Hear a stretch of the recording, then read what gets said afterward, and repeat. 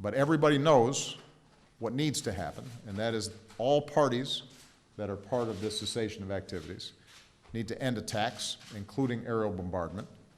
Humanitarian aid must be allowed to reach areas under siege, and a lot of that is going to depend on whether the Syrian regime, Russia, and their allies live up to their commitments. The coming days will be critical, and the world will be watching. This is going to be a test of whether the parties are truly committed to negotiations. The process agreed to in Vienna is clear: a transition toward a more inclusive representative government, a new constitution, followed by free elections. I will say it again, such a future, I am convinced, cannot include Bashar al-Assad. It's clear that after years of his barbaric war against his own people, including torture and barrel bombs and sieges and starvation, many Syrians will never stop fighting until Assad is out of power. There's no alternative to a managed transition away from Assad.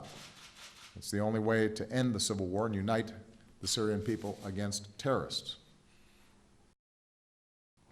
About 2 months ago at the Pentagon, I said that we had to squeeze ISIL's core in Syria and Iraq. It's hard to make it harder for these killers to pump their terror and their propaganda to the rest of the world. And over the last 2 months, the good news is we've done exactly that. We've continued to intensify our efforts, and we're seeing results. Today, I directed my team to continue accelerating this campaign on all fronts. Our 66-member coalition, including Arab partners, continues to grow stronger. Over the past 2 months, thanks to Secretary Carter's good work, just about all of our military partners have agreed to increase their contributions, buying into our conception of how we ramp up the pressure on ISIL. Dutch aircraft are now striking ISIL targets in Syria.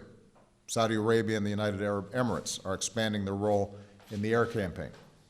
Canada is tripling its personnel to help train and advise forces in Iraq. Every day, our air campaign, more than 10,000 strikes so far, continues to destroy ISIL forces, infrastructure, and heavy weapons. ISIL fighters are learning that they've got no safe haven. We can hit them anywhere, anytime, and we do.